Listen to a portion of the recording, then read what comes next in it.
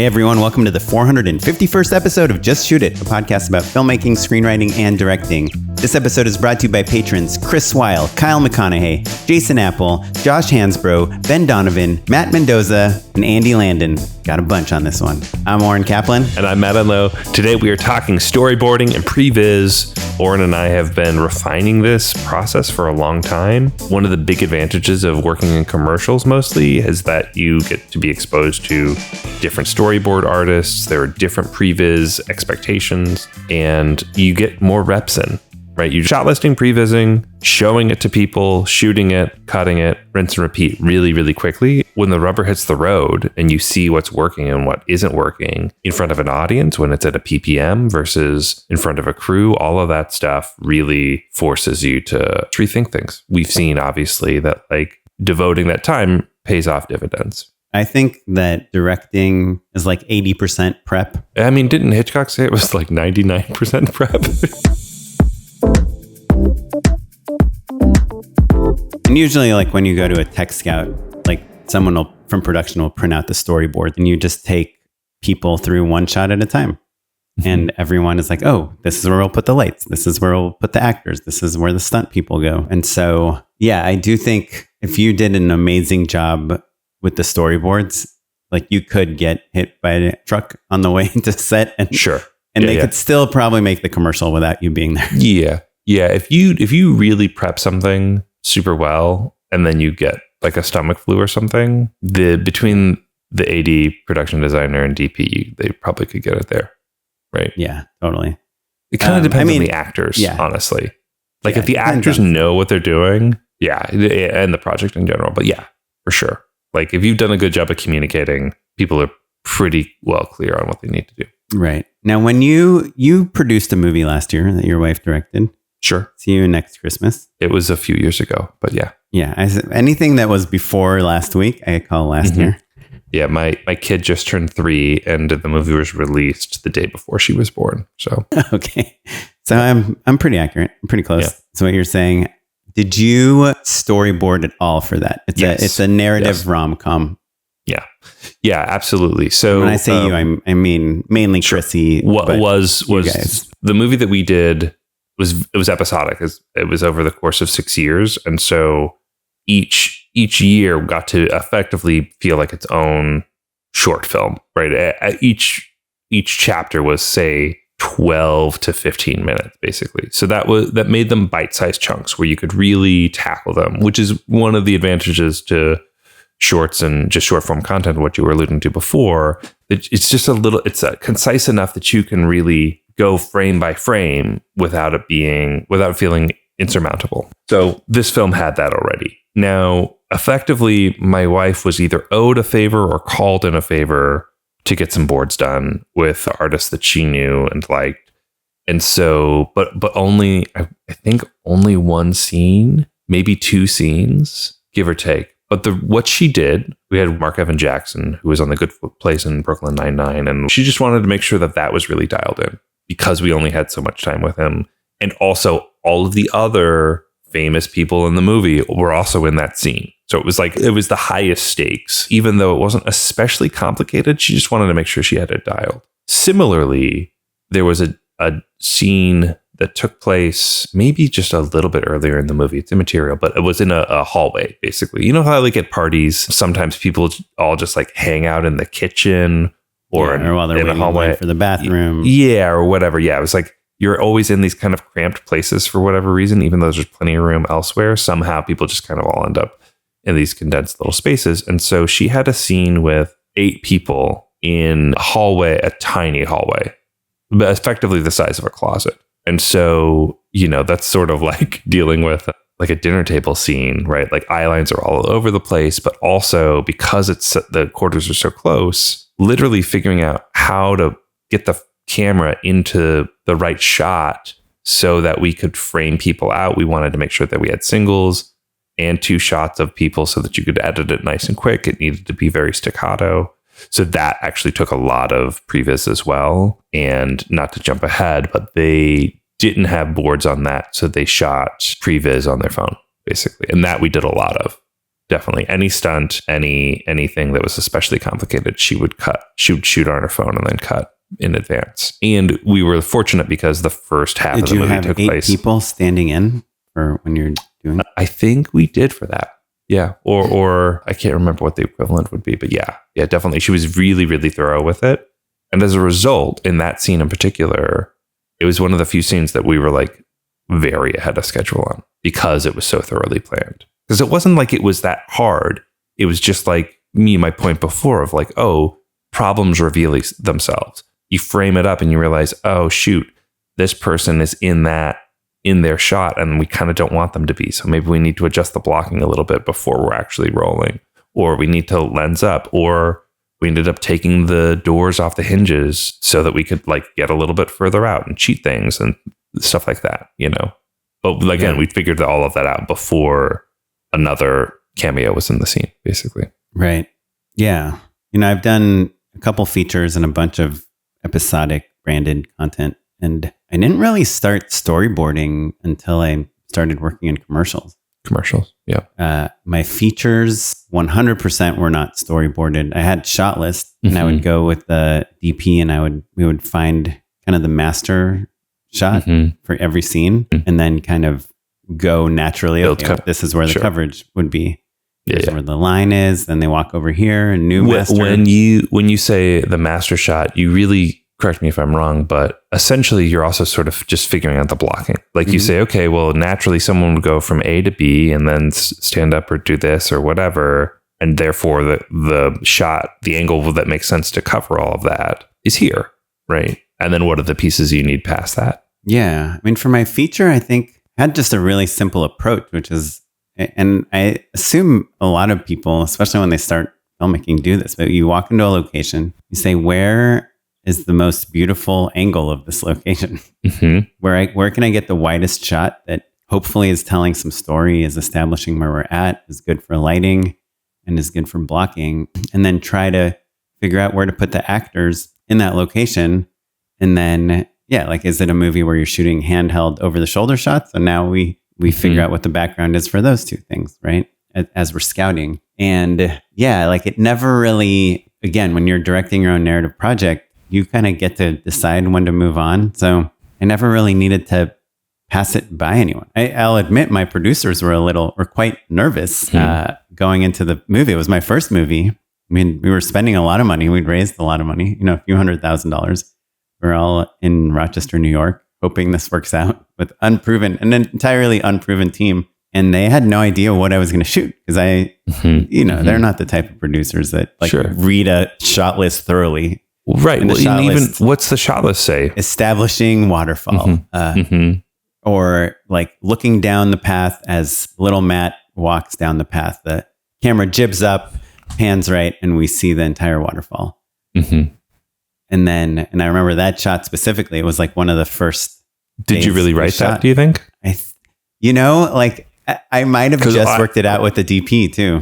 Probably, yeah. If it were me, I don't, who knows what you remember, but like if it were me, I would just have wide shot of waterfall. Just shot it, yeah, for sure, yeah. Yeah, I think I worked that out with the DP when we were scouting locations, but then I remember the producer came for that specific shot where it was this kind of overhead shot on this really kind of beautiful forest pathway. And these two kids are walking under it, and the camera tilts up with them and then pans to the right and reveals this beautiful aqueduct where a lot of the story has these pivotal moments that take place there.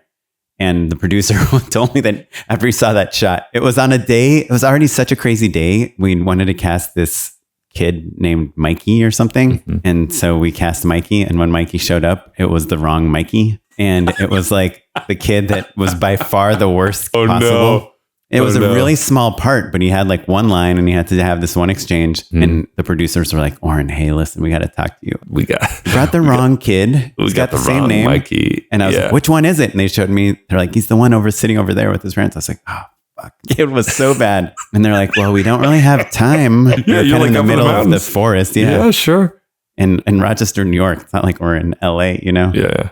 And they're like, can you just make it work? And I was like, yeah, maybe we'll like take his line away and maybe we'll shoot him from behind, And it ended up being fine, but it was already like such kind of a stressful day one. Sure. And that happened. And then they saw that first shot. And I remember Joe McAleer, one of the executive producers, was like, okay, that shot's pretty rad. Like, yeah, we're okay. Thank God. Yeah. Okay, I'm out. I'm going to keep walking.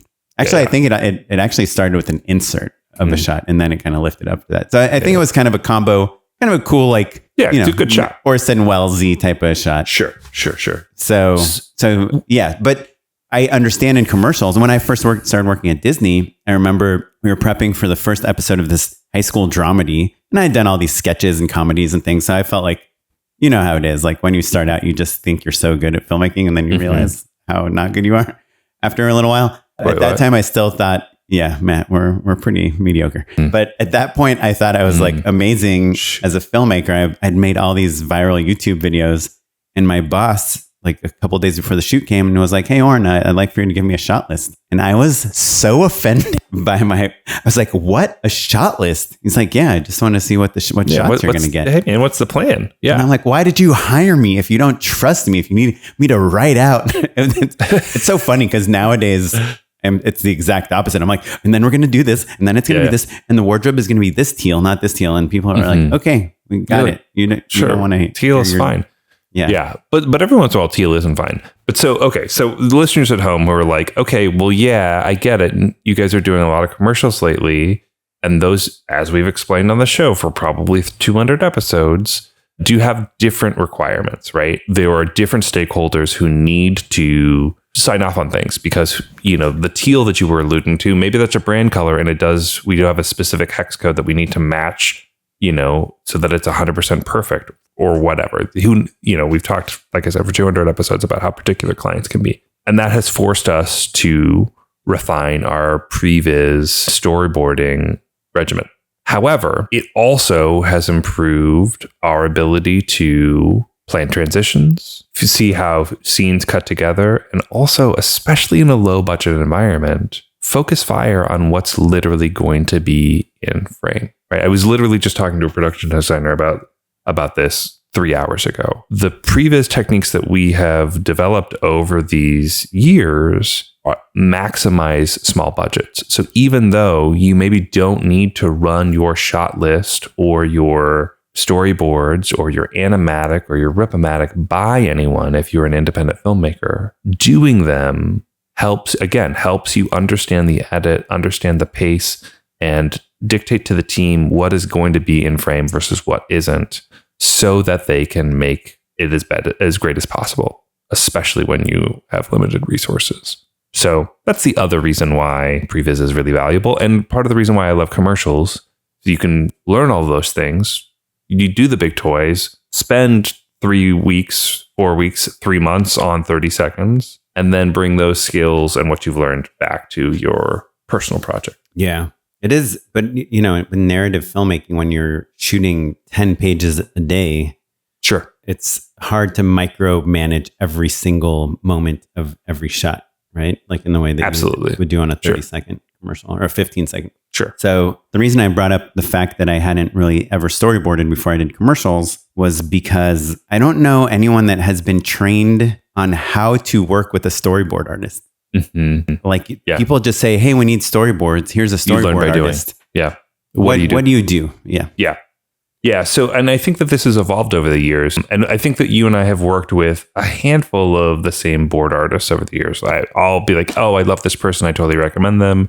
Or you're like, "Oh, hey, you got to try this new person out." And so that has been really helpful in terms of when you work with different artists and they have different expectations or different skills, that helps you learn more about yourself and what you like or dislike about something, right? So, and by the way, I think pre-COVID and post-COVID, this has changed a little bit, right? 100%, yeah. So I used to meet pitches and meetings have changed.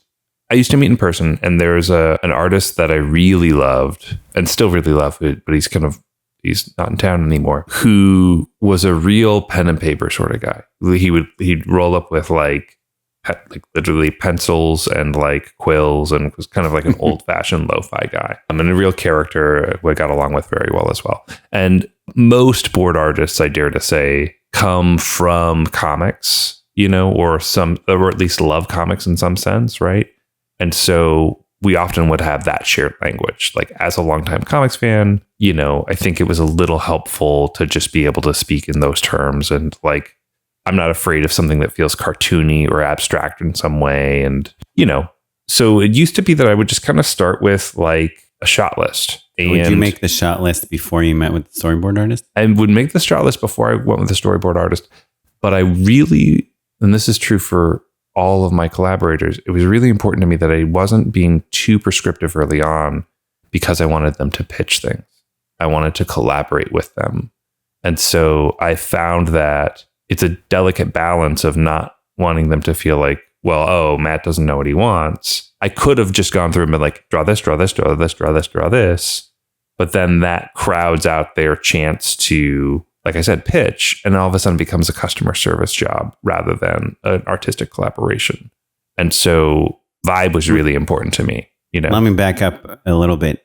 What does the storyboard artist know about the project? Because you're talking about them pitching ideas on the creative. What do they know about it before you meet?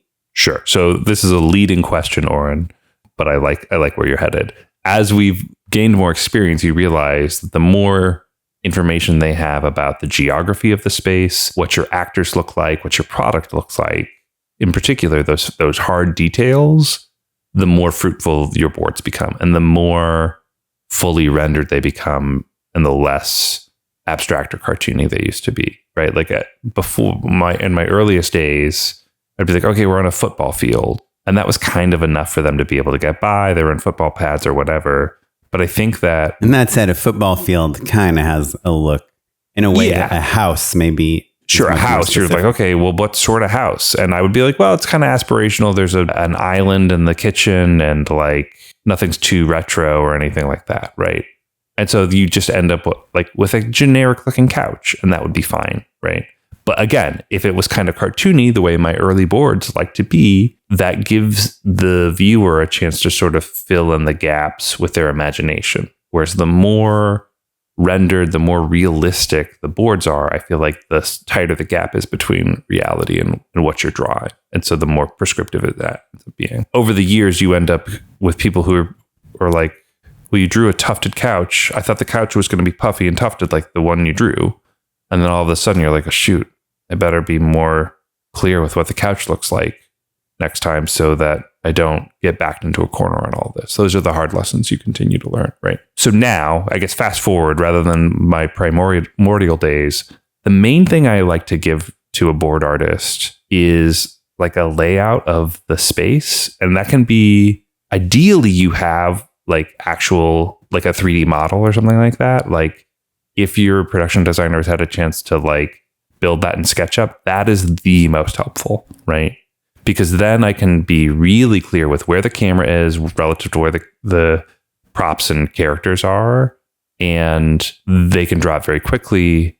And that's helpful for two reasons. One, it's less confusing to client and creatives, but two, it's really clear for your cinematographer and lighting teams as to what's happening and where. And you can catch like, oh shoot, that was a line jump, or like it would be a little clearer if you moved the camera here or there. All of those things again become much more apparent. And what if your production designer does not make a SketchUp?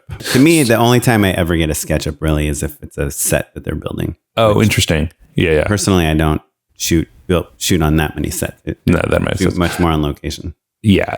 To me, it's more about lead time. Like, so this most recent job I had SketchUp on, it was because we did 2 set visits before I was into boards, now, so I could, yeah. Couldn't you just take out the old Polycam? I did 100%. Yeah. So sorry. So not to cut you off.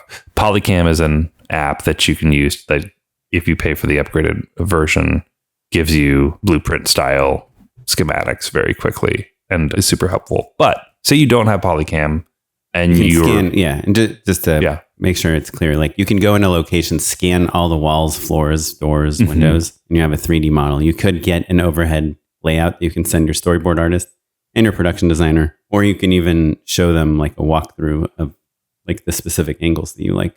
Yeah. All of which is great. But you could also, if you know what the location is, sketch it pretty quickly. Take a bunch of photos and then just do a very loose top-down sketch with the basic geography. And that's honestly mostly all you need. And you put the blocking in that sketch? You put like the actors are going to be here and the camera will probably be over here?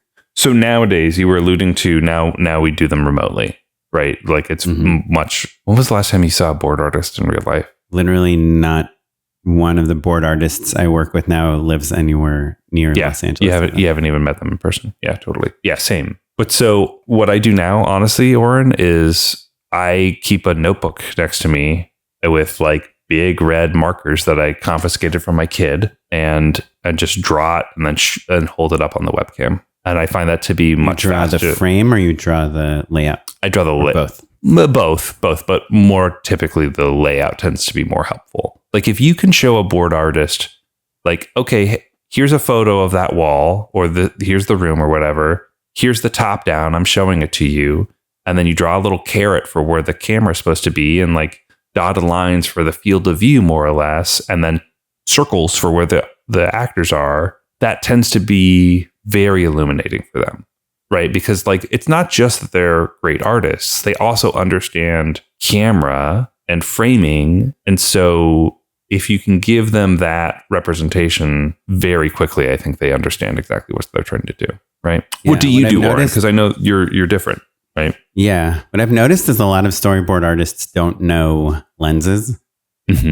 Because I remember in the beginning, I'd say like, no, like more like a 24 millimeter lens, like up close, or this will be a really long lens shot, like 100 mil, like almost docu style, soft focus. And they're like, just show me what size the face needs to be in the frame. And there is this problem with storyboard artists. And my current artists that I work with are really good at this, but I've worked with some artists that are not so good at perspective, and they'll just draw things that are impossible to shoot. They'll have like things in 2 or 3 things in focus that there's no way a camera can ever get all of them in focus. They'll just move people to be in the right part of the frame that you need them to be, even though physically that can't happen in the space. I do find that like an interesting limitation of storyboarding. How do you number your shots? Are you like a 1, 2, 3, 4 person? I number them. I'm a 1, 2, 3, 4 person, but then I group them by setup as well. So it'll be like 1, 2, 3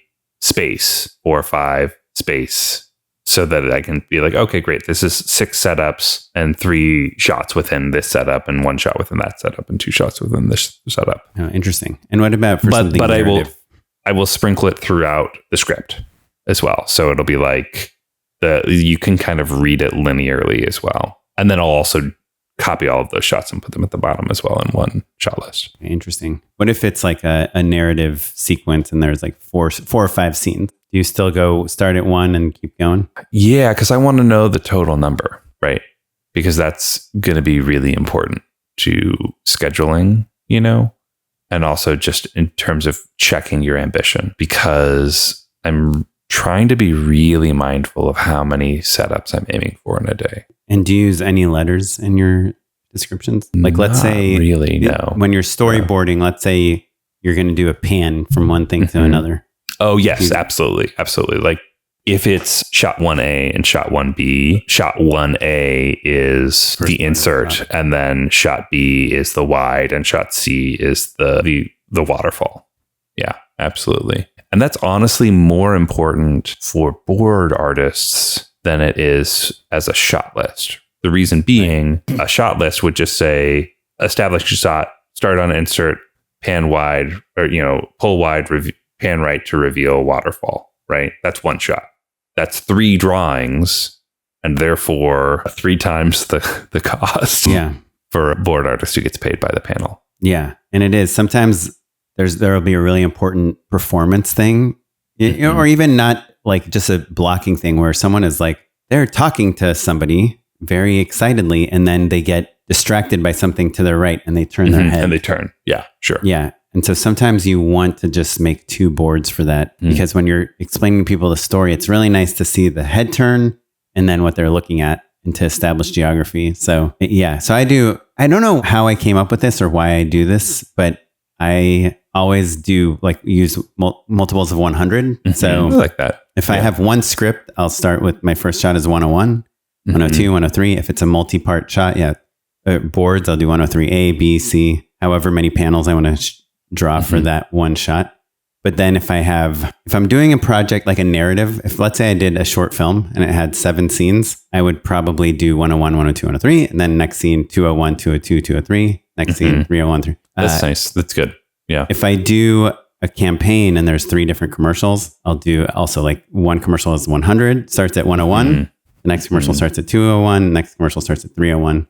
Yeah, that's great. And then I also, if there's like a montage, I'll just keep it in the numbers like you do. Let me ask you this. So in features or TV, I guess, at a certain point, you lock the script, right? You lock your production draft, but that doesn't necessarily mean that rewrites don't still happen, right? And so you'll end up with scene 3A, which is meant to be in between scenes 3 and 4, that now you need to board or shot list, right? So would it be 3A01? Yeah. I mean, I guess it's interesting. Because in VFX, what we do is we always number shots by the multiples of 10. This is shot 10, this is shot 20, this is shot 30. That's the first 3 shots. And then because this always happens, they're like, oh, there's only 7 VFX shots in this short film, Sure. And then they're like, okay, we added 2 more here and we added 1 here and we added 1 here. And so you're always inserting shots. So now I have shot 11. Now I have shot 12. So I think I try to kind of build my shot numbers to make room for a room because of that.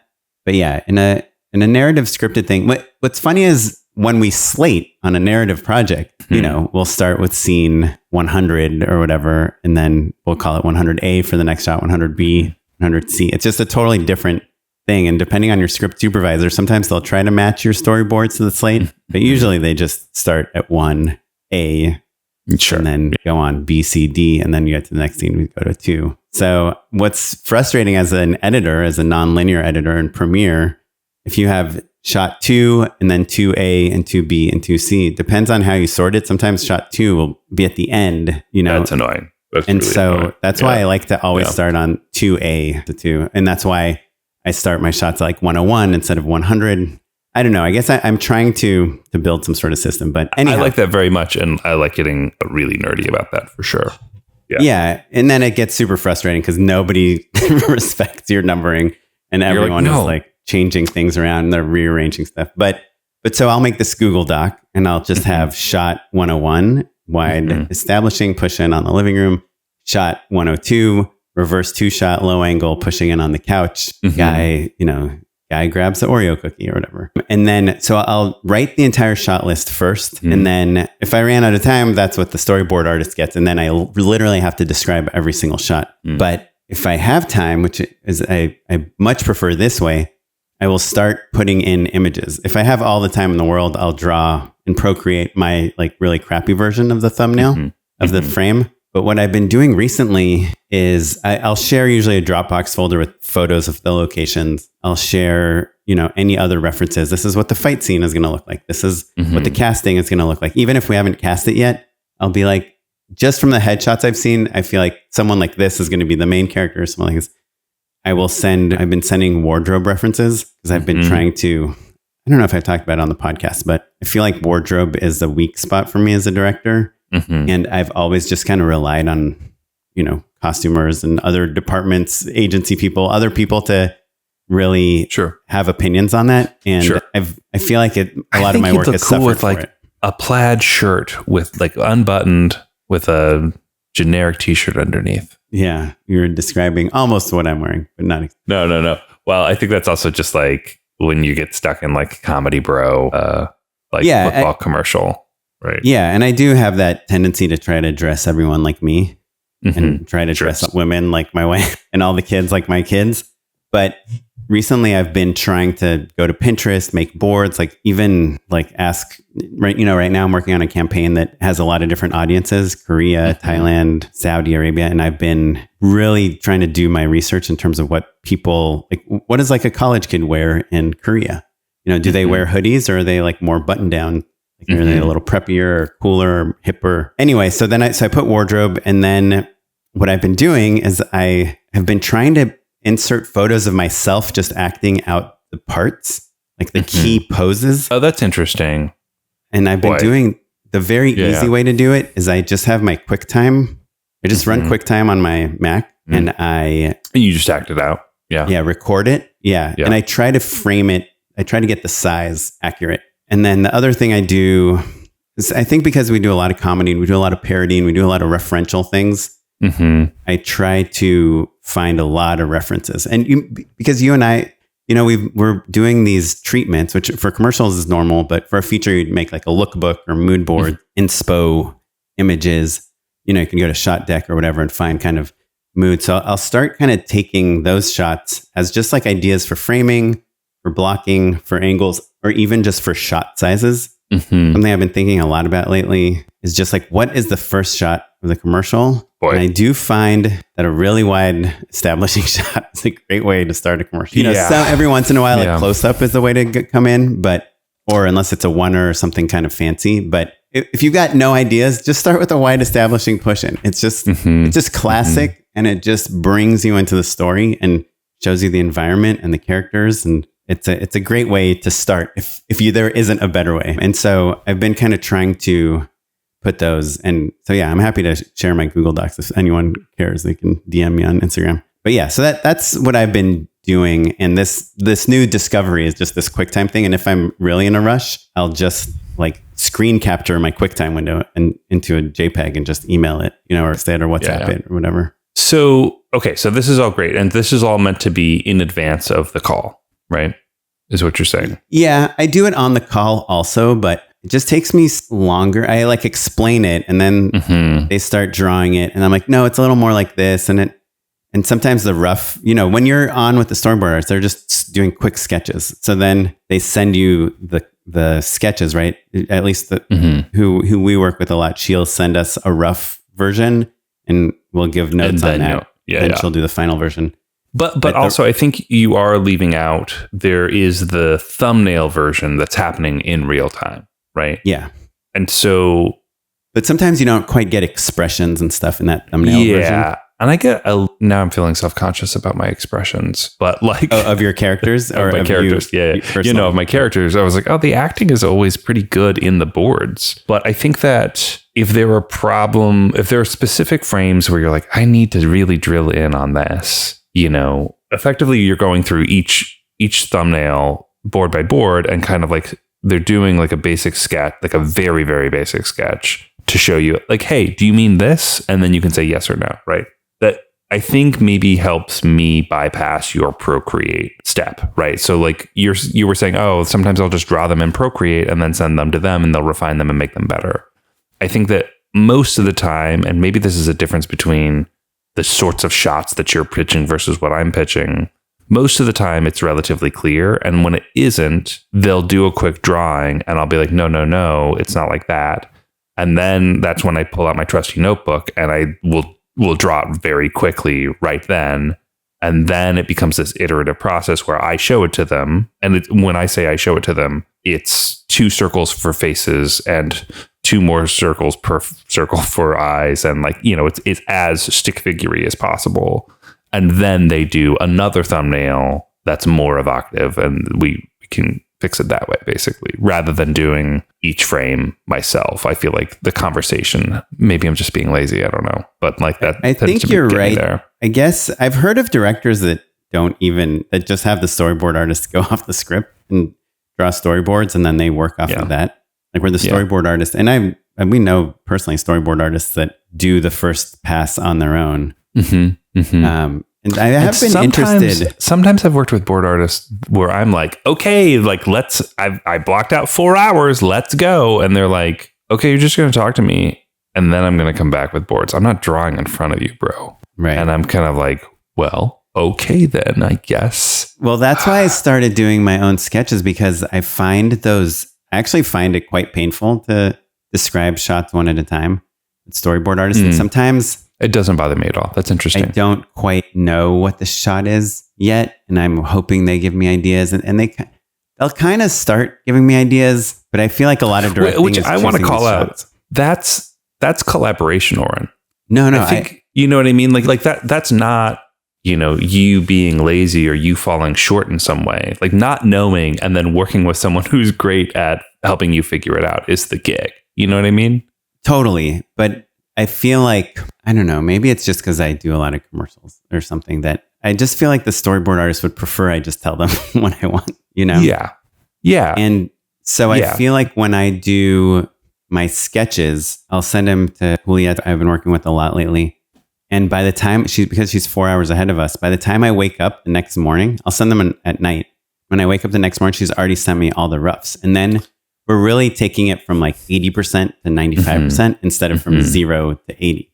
And I feel like our time spent together is just much more valuable, because then sometimes I'll see that some of my ideas don't work, or she'll misinterpret one of my ideas and I like the way she misinterpreted it better. Sure. But yeah. And sometimes I find that it's really hard for me to describe something. Like this last round I did with her, I wanted a shot where the camera is kind of locked on someone's body, kind of like like a TikTok video or something, and they get like tackled. a snorri cam sort of vibe. Yeah. Gotcha. And they get tackled, and the camera goes sideways with them to the ground. Sure. Fun. So they're staying straight up in the frame, but the whole horizon of the world is. And I was having trouble. My favorite example of that in Magnolia, they do that in the ambulance. An ambulance gets hit in the finale sequence, and the walls of the ambulance are locked, and everything spins inside it. It's great. It's great. Which is not the same pitch that you're doing, but very TikTok-y, very, very artsy YouTube right now. Yeah, no, that's a good reference. I'll check it out. But so I ended up just taking my iPhone and shooting it and then just texting it to her. And because you can't put MP4s in Google Docs, I have one extra step where I have to take my MP4s, turn them into animated GIFs, and then stick them in my Google Doc. But I do find that's been working nicely for me. And it's much quicker for me to just do the blocking, the pose, and the performance on a QuickTime video than it is to try to draw it out. And that's a version of drawing it that I think is, the motion is so specific that it would be really hard. And I think that also, if you've had the chance to scout with a handful of people where they can stand in for you, and oftentimes I'll stand in and do some acting for that exact reason, the same reason that you were doing your QuickTime version, right? Even on a subliminal level, you're telling them, hey, this is kind of the face that I want them to make to kind of, get the point across. Because the other thing is that storyboards, they're prescriptive in so many ways, but performance-wise specifically, they're really trying to indicate. It's not a subtle craft in that way. If someone's supposed to be confused or notice something all over their shoulder, you need to have the artist will exaggerate that for you, right? Which is again a comics thing. Like showing motion in static frames requires a level of exaggeration that you don't do in real life or in motion. Yeah, I do find that for specific commercials, like the commercial I'm working on right now is for a food product, and they are hyper specific about how people are experiencing the product. And so I had a shot where I said, the woman is confused. There's a confusing, awkward moment where a guy pops into existence on the couch next to her. And Julieta drew it as kind of scared looking. Scared. Yeah. And I was like, she shouldn't be scared. She should be more quizzical rather than. Yeah. And so I just took a picture of my doing the and I was like, just this is the expression. And that is way easier than stock image, Google image search, quizzical face, confused, et cetera, et cetera. Yeah. So sometimes that's the easiest. Taking a photo is the same sort of ethos as drawing it yourself, just doing the rudimentary version. Just however you can show it to them is the way to go. Yeah. I know we're running out of time, but I wanted to I had one other kind of major thing I wanted to talk about here about storyboarding is let's say you don't have the luxury of working with a storyboard artist. Sure. And we talked a little bit about kind of some of the things Chrissy did for the movie last year, but what's your go-to? Yeah, absolutely. So my go-to is shooting it on your phone for sure. Shooting video is even easier in a certain sense, but stills for sure for all of the reasons that we just outlined. And what if you don't have a location yet? If you don't have the location yet, I think even still shooting an approximate version on your phone is going to be helpful. That's going to be hard if you're doing something that's really VFX or really fanciful in some way, something where it's I need to be in Narnia and all I've got is my apartment in Los Angeles. But I don't know, go to the park or go to the front yard or whatever. There are a lot of shots that you can kind of rough in. And then honestly, I've photoshopped in stuff, elements all the time to help build up like boardmatics. And oftentimes, I'll have to like hack 2 different images together. Like I'll have done my board session and I'll realize, oh shoot, I need one more image. So I'm going to cut some of the character from this part and then the background from that part and then Photoshop something in and throw a filter on it. All of those skills I think are going to be really helpful for you. And it doesn't need to look nice. It needs to be clear. And those are 2 very different things, Yeah. Yeah. The most amazing tool I've found for this recently, it's very obvious when I say it out loud, but it's Photoshop's generative fill. Sure. You draw your people and the positions they're going to be. You photograph your people, right? Mm-hmm. Let's say they're supposed to be at an office arguing about something, but you're doing all these photos in your house. You can literally just select the background and say office desk, generative Sure. fill or create generative, whatever it's called, generative fill, right? Yeah. And you can kind of build out these things. And I'm one of these shoots I'm doing is going to have, it's supposed to take place at like this big professional baseball stadium, but all we have is kind of like a, amateur field. And so I have the photos from the field and I just used Photoshop and I wrote, I selected the background and I said baseball stadium and it added the entire background for me. And so now I've showed it to the post guys and they're like, oh yeah, great. We'll build that exact thing. So it's, no matter how you slice it, everything takes a long time and it's a lot of work. But you can definitely do it on your own. The thing about it is that doing it on your own forces you to think through what you really want. It also forces you to think, how can I get this in as few shots as possible? Sure. Yeah. As few shots as possible. Or like, is it worth it? Can I plus it? It's all, again, it's about bringing the abstract closer to the reality. And so, it just forces you to think through all of it and make sure that you love it. I think the other thing that we kind of glossed over that you have here on your document that Terrell and Meryl actually talked about in the Katie's Mom episode just recently, using dolls, I think is also straightforward. You can use cars, like little toy cars if you need, whatever it takes to kind of help you rough things in. Yeah. I saw on Instagram, Brenna Malloy, previous guest who directs a lot of Chicago Fire, 911, like all those TV procedurals that they had. There was some scene where I think a car is like wrapped around a tree or something. And the art department built her like a little tree and little cars. And they were doing all the blocking with these toy cars to figure out how to, put the scene together and where to place everything. So that makes me think of George Miller of Mad Max fame. He started as an indie DIY maniac back in the day with the original Mad Max and slowly built his Previz process over the course of many decades and with a lot of the same key players over and over again. His stunt coordinator, I think, has been the same person, I think, his entire career. And what they used to do, a thing where they'd have different cars for all of the different sequences and they'd, at the top of the day, he and the stunt coordinator would see them kind of all go together and you'd literally like zoom, here comes this car and then here comes that car. And now they do it all essentially in Unreal, but in a kind of customized Unreal workspace that they call Toy Box because it's meant to replace literally using toys like they had been doing for years. So all of which is to say, if it's good enough for George Miller and Fury Road, it's good enough for me, right? And I think that sometimes literally being able to put your hands on a Barbie doll or a race car or whatever it is, and then move a camera in 3D space helps you figure all of it out, Yeah. And so sometimes you just need to be tactile in that way that like doing it in a computer or doing it in 2D isn't going to get you there. And learning that about yourself, I think, is really important.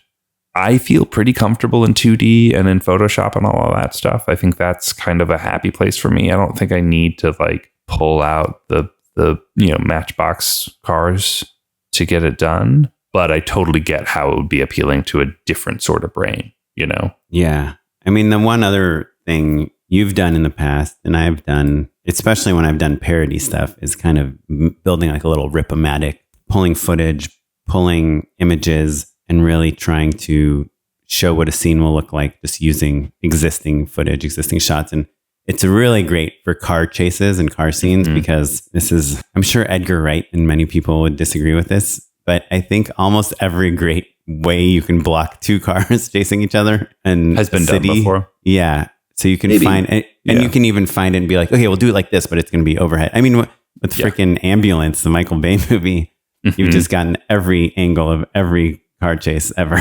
I don't know that I totally agree with that, but I do feel like that's the case with car dialogue scenes. Oh, yes. Like, I literally don't think there are undiscovered angles for us yet. They have to invent like a new camera rig in order for us to like have a shot that we haven't seen before, especially on like run and gun or indie or just really tight time constraint project. There's only so many places you can rig a camera unless the cameras get insanely small. Yeah. Right. Like it's either in or inside the car on the hood or on the hood, like in the corners in a, what do you call it? What's the tray? What's the tray called? The car mount. Yeah. But like there's the term for the tray when they're like, when the windows roll, hostess tray. Thank you. Yeah. Like there's only so many places you can put a camera in a car. One other thing I wanted to bring up actually is because we were talking about Photoshop and Ripomatics, all of that stuff. There's a lot of talk about Unreal and a lot of courses out there. And I suspect that most filmmakers who are listening to this podcast right now are advanced enough in their process and career that they know that there's kind of two. There's either people who are like, yes, I want to do this, and I'm either already doing it or I just haven't had the time to do it, or people who are like, that's not for me. I'm not going to devote 6 months of my life to learn a new 3D software engine. I didn't want to learn one in the first place. I'll figure out my Previz some other way. And for the people who haven't started but would like to, or the people who don't want to start, I do want to throw out SketchUp as a really interesting happy medium, because I used it on this most recent thing. We brought it up a little bit before, but SketchUp the learning curve is just so much simpler. Like you can skill up on SketchUp way, way faster. It's kind of built for, architecture and landscaping stuff in a lot of ways. So building simple objects like rooms and then extruding them out and like all of that stuff, it's pretty darn fast. And as a person who doesn't really have a meaningful background in 3D, I know my way around SketchUp totally like well enough to get my needs done. And there's a wealth of documentation and YouTube videos that you can watch. So like if you watch a couple tutorials on fast forward, you will be functional in SketchUp very quickly. Is it going to look as beautiful? No. I mean like a 2x. Yes. Yeah. On YouTube is what I'm saying. You can shotgun them pretty quick. Whereas like, it's not going to look as good as Unreal, but it's also just a lot more attainable for people. And I think has been pretty valuable for me. Yeah. I mean, one other thing, I think SketchUp is definitely cool. 3D, Blender, all that stuff. Unreal. There's like, but Story Blocker and some kind of, but like lumping SketchUp and Blender in the same sentence is the thing can be intimidating for people. Right. Yes. But I think there are like much simpler storyboarding tools. Have you heard of Act 1 from Runway ML? No. It's like an AI storyboarder. It's not a storyboarder. It's you do a performance and then a CG character will do that same performance for you. Mm. And for stuff that is performance heavy or blocking, like the blocking is important. I think it is kind of an interesting tool. It's you basically record your face doing something and then it can you can give it a background and give it a character. What's the main use case for it? Is it like meant to be animates for your, is it for VTubers or is it just... What's a VTuber? A vlogger? A VTuber is like a virtual YouTuber. So like, think of like a fancy virtual puppet, but like in real time being animated by a video feed. I think what people are using it for is like if you were to wanted to make your own Pixar movie. It's basically AI is doing all the animation and performance for you. And it can change your voice. You, Matt, could act out all the characters. Right. Like if you have figured out what you want and then walk people through that, then you're just a step ahead in terms of like pulling all of it off rather than figuring it out when you first show up. Right. All of this previs can be a way of just figuring it out in advance, of effectively doing your first take in private before you're on set, Yeah. And if you have other people paying for what you're shooting, then you get to show them what the plan is. Sure. So that they're not freaking out when they're on set and it's totally different than what they expected. Yeah. But either way, it makes your filmmaking better. Well, Matt, thanks for chatting storyboards, Previz. We'd love to hear what you think. You can email us at justshootitpod@gmail.com. Yeah, let us know if I'm sure there are tools we overlooked. Let us know. We're always looking to check something new out. So yeah, drop us a line or tag us in a post on Instagram. We can share it so the rest of the community can see it very quickly. And we're across all social media at Just Shoot It Pod. Yeah, talk about Instagram. I mean, that's like, if you want to see how a bazillion different people Previz, there's like some amazing channels there, like all those like behind the scenes and filmmaking channels. Yeah, showing all that stuff. I love shitty rigs. Yeah, it's my favorite. Yeah, that's a good one. But I like can't even tell. They all kind of repost each other's things at this point. Sure. But they're all really cool. Cool. Yeah. Well, do you have a minute to do an unpaid endorsement? I do indeed. Unpaid endorsements.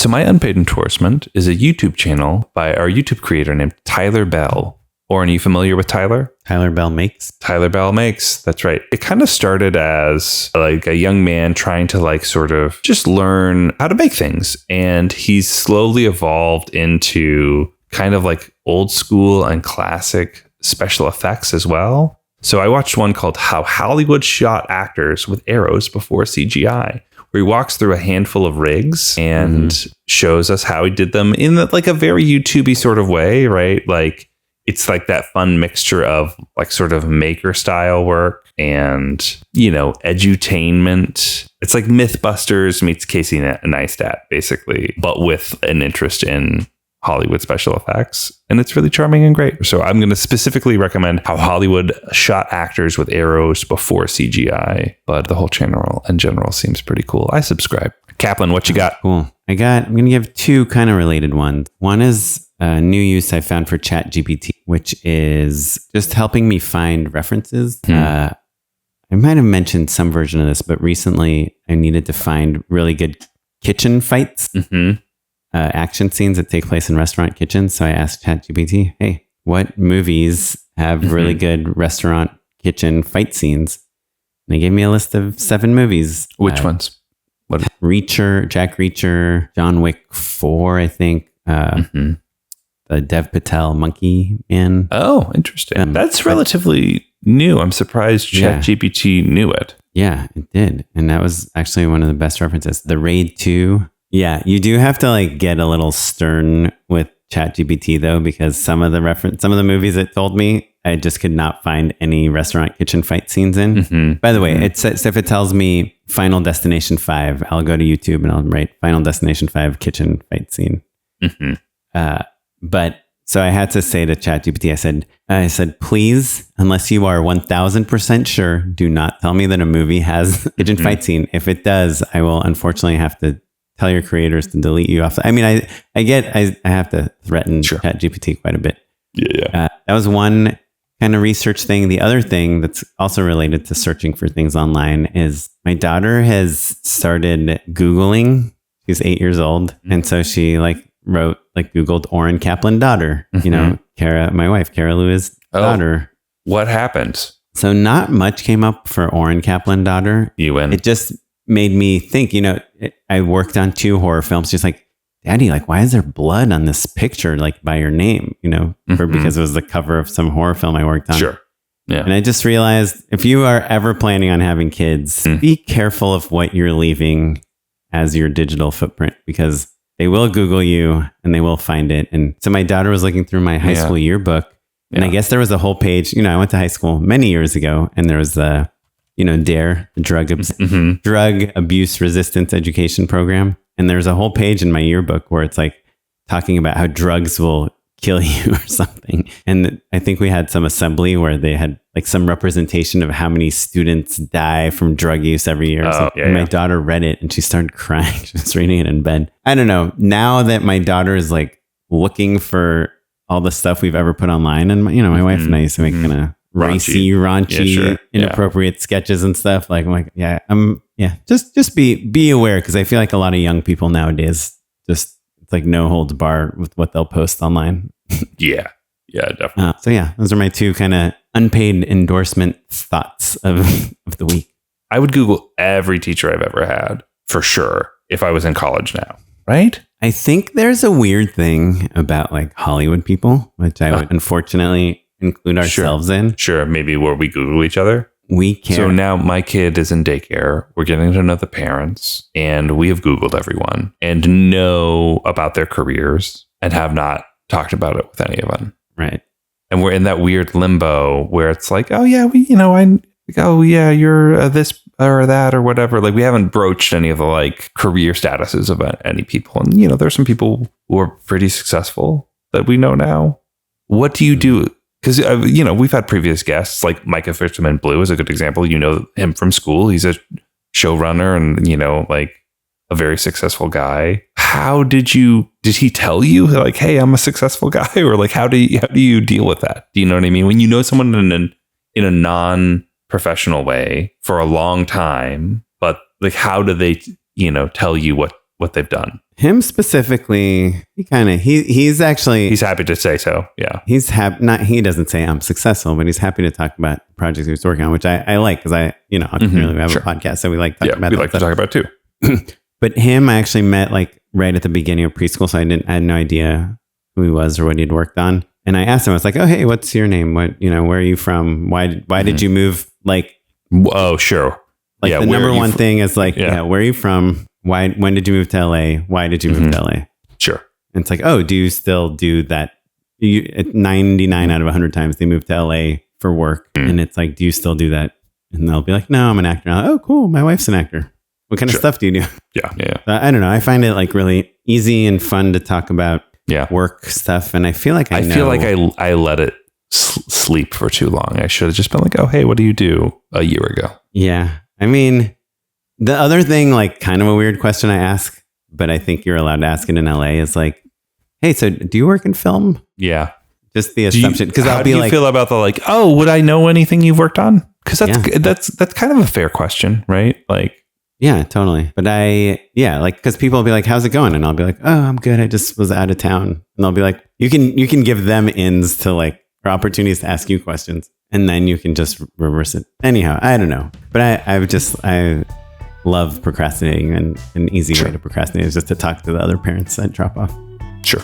Yeah. I'm like, bye. Yeah, I can see that. Well, if you guys want to tell us what you're into, we'd love to hear. You can email us at justshootitpod@gmail.com. You can find us across all social media at justshootitpod. You can find me. I'm on Instagram at Kaplan. And I'm at Mr. Matt Unlow across all social media. This episode was edited by Kevin O. Yang. Thanks, Kevin. Produced by Tyler Small. And you're listening to music provided by the Free Music Archive and the artist Jazar. Thanks, everyone. Thank you. Goodbye. Bye.